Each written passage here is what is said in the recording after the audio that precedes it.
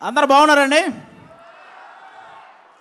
Thank you so much. ఈరోజు megastar గారి birthday సందర్భంగా ఇక్కడ మళ్ళీ మిమ్మల్ని అందరినీ కలుసుకోవటం నిజంగా చాలా హ్యాపీగా ఉంది. ఇక్కడ 90s జనరేషన్ ఉన్నారా మొత్తం అందరూ?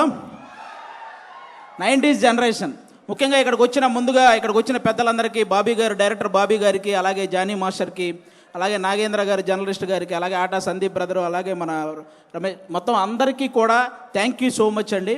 ఈరోజు ఇక్కడికి ఈ సభ ఇంత సక్సెస్ అవ్వడానికి వచ్చే గెస్టులను బట్టి కూడా ఈ సభ అంత సక్సెస్ అవుతూ ఉంటుంది అనమాట. సో వచ్చిన వాళ్ళందరికీ థ్యాంక్ యూ. ముందుగా మన బ్రతుకులకు కారణమైన మన తల్లిదండ్రులకి, మనం ఎలా బ్రతకాలో నేర్పించిన గురువులకి, బ్రతికితే ఇలా బ్రతకాలరా అని చెప్పి నిరంతరం ఇన్స్పిరేషన్గా ఉంటున్న మెగాస్టార్ చిరంజీవి గారికి నేను ధన్యవాదాలు చెప్పుకుంటూ, 90s జనరేషన్ మొత్తానికి మనందరికీ కొన్ని కామన్ ఫ్యాక్టర్స్ ఉంటాయి. మనం చందమామను చూస్తూ తిన్నాం, చిరంజీవి గారిని చూస్తూ పెరిగాం, పవన్ కళ్యాణ్ గారిని చూస్తూ అరిచాం, రామ్ చరణ్ గారిని చూస్తూ గర్వపడుతూ ఉన్నాం. మన ఇంట్లో టీవీ లేని రోజులు, పక్కింట్లో టీవీ ఉన్న రోజులు, ఏదైనా వేరే సినిమా వచ్చినప్పుడు వాళ్ళు ఏమైనా అనుకుంటారేమోనని మధ్యలోనే లేచి వచ్చిన రోజులు, కానీ చిరంజీవి గారి సినిమా అయితే మాత్రం వాళ్ళు ఏమనుకున్నా పర్లేదని చివరిదాకా చూసి వచ్చిన రోజులు.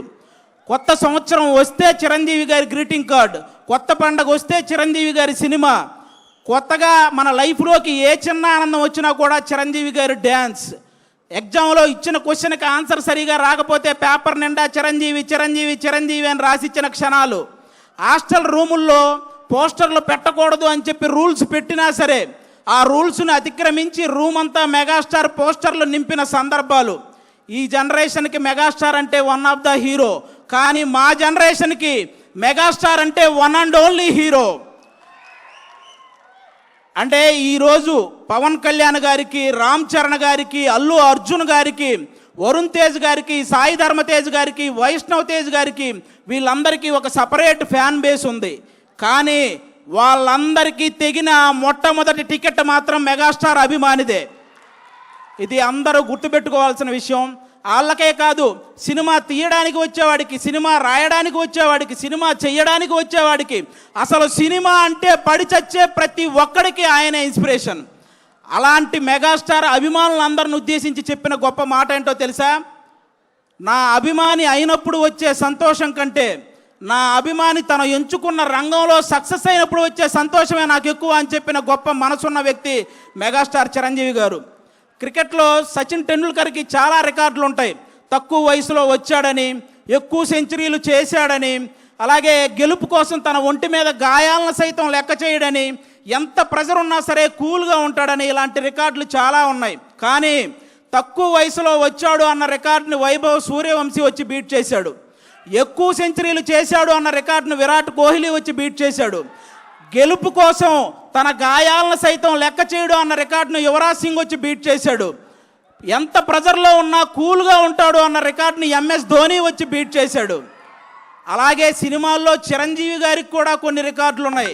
అదిరిపోయే డ్యాన్స్, అద్భుతమైన యాక్టింగ్, చెక్కు చెదరని ఫ్యాన్స్, కొన్ని కోట్ల మందికి ఇన్స్పిరేషన్, కొన్ని వేల మందికి సహాయం, జంజీ బ్యాచ్ కూడా జై చిరంజీవి అనే వ్యక్తిత్వం, ఇలాంటి రికార్డులు చాలా ఉన్నాయి.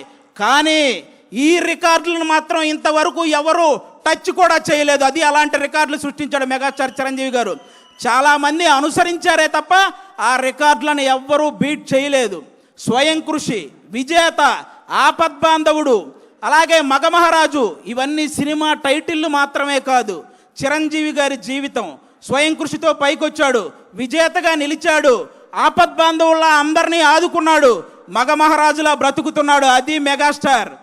మన అన్ని లాంగ్వేజ్ల్లో, తెలుగు, తమిళ, మలయాళం, హిందీ, కన్నడ, అన్ని లాంగ్వేజ్ల్లో మా హీరో ఇన్ని కోట్లు కొట్టాడంటే, మా హీరో ఇన్ని కోట్లు కొట్టాడనే గొడవలు అప్పటికి ఇప్పటికీ ఎప్పటికీ ఉంటాయి.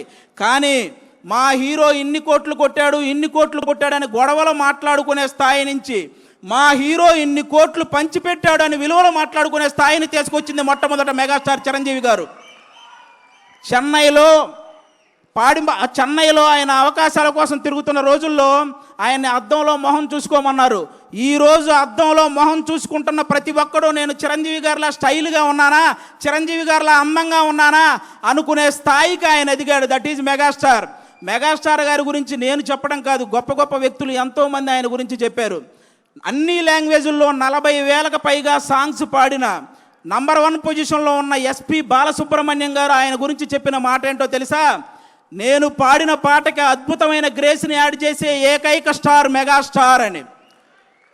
ఈరోజు పాటల రచయితలందరికీ గురువుగా ఉన్నటువంటి వేటూరి సుందరరామూర్తి గారు చెప్పిన మాట ఏంటో తెలుసా? నేను రాసిన పాటకి న్యాయం చేసే ఏకైక స్టార్ మెగాస్టార్ అని. రజనీకాంత్ గారికి, కమల్ హాసన్ గారికి ఒక గుర్తింపునిచ్చి గుర్తుండిపోయే సినిమాలను ఇచ్చిన కె బాలచంద్ర గారు చెప్పిన మాట ఏంటో తెలుసా? Rajinikanth plus Kamal Haasan is equal to megastar. ఇది మీరందరూ గుర్తుపెట్టుకోవాలి. అంతేకాదు సినిమా ప్రపంచానికే పెద్ద అయినటువంటి అమితాబ్ బచ్చన్ గారు చెప్పిన మాట ఏంటో తెలుసా? King of Indian cinema is megastar. ఈరోజు ప్రపంచవ్యాప్తంగా అందరూ ఎదురు చూస్తున్నారు వారణాసి గురించి. అది చేస్తున్న సూపర్ స్టార్ మహేష్ బాబు గారిని. మీకు తెలుగులో కృష్ణ గారు కాకుండా నచ్చిన హీరో ఎవరైనా అడిగితే ఆయన చెప్పిన మాట ఏంటో తెలుసా? మెగాస్టార్. ఆల్రెడీ ప్రపంచవ్యాప్తంగా విస్తరించిన బాహుబలితో మన రెబల్ స్టార్ ప్రభాస్ గారు మీకు కృష్ణరాజు గారు కాకుండా తెలుగులో మీకు నచ్చిన హీరో ఎవరైనా అడిగితే ఆయన చెప్పిన మాట మెగాస్టార్. అంతెందుకు, పవన్ కళ్యాణ్ గారు కొండగట్టు ఆంజనేయ స్వామి పాదాలు తాకి వెళ్ళి గెలిచి డిప్యూటీ సీఎం అయి తిరిగి వచ్చి ఇంకొకరి పాదాలు తాకారు, ఆయనే మెగాస్టార్. ఇలా తోపులందరూ కలిసి డిసైడ్ చేసిన తోపే మెగాస్టార్. కాబట్టి ఆయన స్థాయిని ఎవ్వరూ తగ్గించలేరు, ఎవరి వల్ల కాదు. ఇక హెల్పింగ్ నేచర్ విషయానికి వస్తే, కరోనా టైంలో కరోనా క్రైసిస్ చారిటీ అనే ఒక కార్యక్రమాన్ని ముందుకు తీసుకొచ్చి సినిమా కార్మికులందరికీ నిత్యావసర వస్తువులు అందేలా చేయడంలో కానీ, అపోలో నుంచి కరోనా మెడిసిన్ అందేలా చేయడంలో కానీ, ఫ్రీ వ్యాక్సిన్ అందేలా చేయడంలో కానీ, ఈ హెల్పింగ్ నేచర్ ఇప్పటిది కాదు. మనం ఏదైనా ఒక స్థాయికి వచ్చినప్పుడు మన తోటి స్నేహితులను మర్చిపోకూడదని ఆ రోజు తన తోటి స్నేహితులైనటువంటి తోటి ఆర్టిస్టులైనటువంటి సుధాకర్ గారిని, హరిప్రసాద్ గారికి, నారాయణరావు గారికి వాళ్ళ ముగ్గురిని ప్రొడ్యూసర్లను చేసి ఎముడుకు మొగుడు అనే ఒక సినిమా చేసి పెట్టాడు వాళ్ళ కోసం, స్నేహితుల కోసం. అప్పటి నుంచే ఉంది హెల్పింగ్ నేచర్, ఇప్పుడు కాదు. హెల్పింగ్ నేచర్ అంటే రీసెంట్గా గబ్బర్ సింగ్ సినిమాలో ఒక ఆర్టిస్ట్కి దురదృష్టవశాత్తు బ్రెయిన్ స్ట్రోక్ వస్తే ఫస్ట్ నాగబాబు గారు వాళ్ళకు 2 లక్షలు పంపించారు. చిరంజీవి గారు ఇంటికి పిలిచి చెక్ ఇచ్చారు. పవన్ కళ్యాణ్ గారు వాళ్ళని బాగా చూసుకోండి, మొత్తం నేను చూసుకుంటానని కాల్ చేసి హాస్పిటల్కి చెప్పారు. ఇలాంటి వ్యక్తుల గురించి, మా నాన్నగారికి సర్జరీ అయ్యి హాస్పిటల్లో ఉంటే మా చుట్టాలు కూడా ఒకరోజే వచ్చి వెళ్ళారు, కానీ నాగబాబు గారు మా నాన్నగారు హాస్పిటల్లో ఉన్న ప్రతిరోజు వచ్చి వెళ్ళారు. అలాంటి వ్యక్తుల గురించి, వ్యక్తిత్వాల గురించి ఎంత చెప్పినా తక్కువే. దానం చేయటంలో చిరంజీవి గారిది కర్ణుడు మనస్తత్వం అయితే సురేఖమ్మ గారిది డొక్కా సీతమ్మ గారి మనస్తత్వం. ఆవిడ చేత్తో ఎంతమందికి పెట్టిందో, ఆవిడ చెప్పి ఎంతమందికి సహాయం చేసేలా చేసిందో. మెగా ఫ్యామిలీలా ఆదుకోవటంలో కానీ, మెగా ఫ్యామిలీని అందుకోవటంలో కానీ ఎవరి వల్ల కానే కాదు. ఇంకా అంతేకాదు, చిన్న చిన్న సినిమాలని, ఎన్ని సినిమాలు, కమిటీ కుర్రోళ్ళని, కోర్ట్ అని, అలాగే బలగం అని, ఇలాంటి సినిమాలు హిట్ అయిన ప్రతిసారి వాళ్ళందరినీ టీముని ఇంటికి పిలిపించి వాళ్ళని సన్మానించి, నెక్స్ట్ రాబోయే తరాలు మనం హిట్ కొడితే చిరంజీవి గారు ఇంటికి పిలిచేంత హిట్ కొట్టాలరా అని వాళ్ళందరికీ ఒక బూస్టప్ ఇచ్చిన స్టార్ మెగాస్టార్. మొన్నొచ్చిన చెన్నై లవ్ స్టోరీ సినిమా వరకు ఎన్ని సినిమాల కోసం ఆయన నిలబడ్డాడు, ఎన్ని సినిమాలను ఆయన నిలబెట్టాడు. అంతేకాదు, అర్జున్ సురవరం అనే ఒక మూవీ రిలీజ్కి ఇబ్బంది పడుతుంటే, రిలీజ్ పోస్ట్ పోన్ అవుతూ వస్తుంటే, ఆ సినిమాకి మళ్ళీ ఎవరైనా వస్తారా అన్న సంక్షోభంలో ఉంటే ఆ రోజు ఆ సినిమాకి, ఆ హీరోకి వెళ్ళి నిలబడిన వ్యక్తి మెగాస్టార్ చిరంజీవి గారు. అది ఎంత బూస్ట్ ఇచ్చారో మీ అందరికీ తెలుసు. ఆ విధంగా ఈరోజు మనం సడన్గా రోడ్డు మీద వెళ్తున్నప్పుడు ఒక వర్షం వస్తే ఏదైనా చెట్టు కిందకి వెళ్తాం, బాగా ఎండ తగిలిన ఒక చెట్టు కిందకి వెళ్తాం.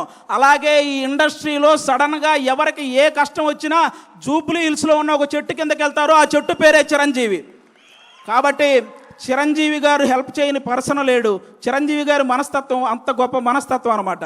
అలాంటి చిరంజీవి గారి గురించి నేను చెప్తున్నాను, తెలుగు సాంప్రదాయాలని గౌరవించే ప్రతి ఒక్కరికి శ్రీరాముడు ఎలాగైతే ఆదర్శమో, తెలుగు సినిమాల్ని గౌరవించే ప్రతి ఒక్కరికి చిరంజీవి గారు కూడా అంతే ఆదర్శం. దేశాన్ని పరిపాలించే దేవుళ్ళు లాంటి మోడీ గారే చిరంజీవి గారి చెయ్యి ఒకటి, మన పవన్ కళ్యాణ్ గారి చెయ్యి ఒకటి పైకెత్తి సినిమాల్లో ఈయన నంబర్ 1, రాజకీయాల్లో ఈయన నంబర్ 1, నిజాయితీలో ఇద్దరు నంబర్ 1 అని చెప్పకనే చెప్పారు ఇండైరెక్ట్గా. ఇక ఇలాంటి వాళ్ళు ఎవరు ఏం మాట్లాడుకున్నా పెద్ద మనకు పోయేదేం లేదు. నాకు బాధ కలిగించే విషయం ఏంటంటే, రీసెంట్గా ఒక 1 మంత్ నుంచి చిరంజీవి గారిని తొక్కేశాడు అనే ఒక రాంగ్ కంటెంట్ని ఇన్స్టాగ్రామ్ నుంచి అదంతా పోస్ట్ చేస్తున్నారు. ఇది నాకు ఇప్పుడు నేను చెప్తున్నా, అవును చిరంజీవి గారు తొక్కేశారు. ఏంటో తెలుసా, ఇండస్ట్రీలో, తెలుగు సినిమా ఇండస్ట్రీలో నంబర్ 1 అనేది కంటిన్యూ అవ్వటం ఎవరి వల్ల కాదు అని అహంతో మాట్లాడుకుంటారే, వాళ్ళ అహాన్ని తొక్కేశాడు. 30 సంవత్సరాలు కంటిన్యూగా నంబర్ 1గా ఉన్నాడు. పెద్ద పెద్ద సినిమాలు, పెద్ద పెద్ద కలెక్షన్లు బాలీవుడ్లోనే ఉంటాయి, అది టాలీవుడ్లో సాధ్యం కాదని ఊహల్లో బ్రతికారు చూసావా, ఆ ఊహల్ని తొక్కేశాడు. తెలుగు సినిమాకి అలాంటి కలెక్షన్లు రప్పించి చూపించాడు. అలాగే డ్యాన్స్ అంటే నడవటం, హీరోయిన్ చుట్టూ తిరగటం అని అన్ని లాంగ్వేజ్ వాళ్ళు ఒక భ్రమల్లో బతుకుతుంటే ఆ భ్రమల్ని తొక్కేశాడు. డ్యాన్స్ అంటే ఏంటో చూపించాడు, ఇండియన్ సినిమాని ఏలాడు. అలాగే హీరో అంటే డబ్బులు సంపాదించుకుంటారు, దాచుకుంటారు, బంగ్లాలు కట్టుకుంటారని రాంగ్ మైండ్ సెట్తో ఉండే వాళ్ళ మైండ్ సెట్ని తొక్కేశాడు. సహాయ కార్యక్రమాలు చేపట్టాడు, కొన్ని వేల మందికి సహాయం చేశాడు. చాలామంది తండ్రి సక్సెస్ అయితే కొడుకు సక్సెస్ అవ్వడం జరగదు, అది ఎక్కడో రేరుగా జరుగుతుంటాయి అనుకున్న వాళ్ళ ఆలోచనల్ని తొక్కేశాడు. ఈరోజు కొడుకుని తండ్రిని మించిన వాడిగా తయారు చేశాడు. ఇలా ఎవరైతే నెగిటివ్ మైండ్ సెట్తో ఉంటారో వాళ్ళ అహాన్ని, వాళ్ళ భ్రమల్ని అవన్నీ తొక్కుకుంటూ అగ్ర శిఖరంలో కూర్చున్న స్టార్, మెగాస్టార్. అలాంటి మెగాస్టార్ గారి గురించి మీలాంటి వాళ్ళు ట్రోల్ చేస్తే మీరు నవ్వులు పాలవుతారు, కానీ ఆయన సాయంత్రం పూట సరదాగా కట్టుకు తిరిగే లుంగి పంచ అంచు కూడా కదలదు. ఇది రాసుకోండి. చిరంజీవి గారిని అంత తక్కువ అంచనా వేయకండి. ఎవరూ కూడా ఇలాంటివి మానుకుంటే చాలా మంచిదని నేను మనస్ఫూర్తిగా, ఇన్ని గొప్ప కార్యక్రమాలు, ఇన్ని గొప్ప లక్షణాలు ఉన్న చిరంజీవి గారి మీద ఇంకా ఏదో కావాలని ఆయన మీద పడి ఆడవటం స్పైడర్ మ్యాన్ సినిమాలో ఐటమ్ సాంగ్ లేదని ఏడ్చినట్టే ఉంటుంది. కాబట్టి ఇంకా ఏడవటం మానేయండి. సినిమా ఇండస్ట్రీకి 100 సంవత్సరాలు వచ్చినా, చిరంజీవి గారికి 100 సంవత్సరాలు వచ్చినా సింహాసనం మీద కూర్చునే అర్హత అక్కడ ఆ ఇంద్రుడిది, ఇక్కడ ఈ ఇంద్రసేనుడిది. ఒకటే లైఫ్ బ్రదర్, అనుకున్నవన్నీ చెప్పేయాలి, అనిపించినవన్నీ చేసేయాలి. మెగాస్టారు, పవర్ స్టార్ ఫ్యాన్లుగా పుడతామా ఏంటి మళ్ళీ? థ్యాంక్ యూ సో మచ్, అందరికీ thank you. Oh my god, thank you Aadi garu, thank you so much.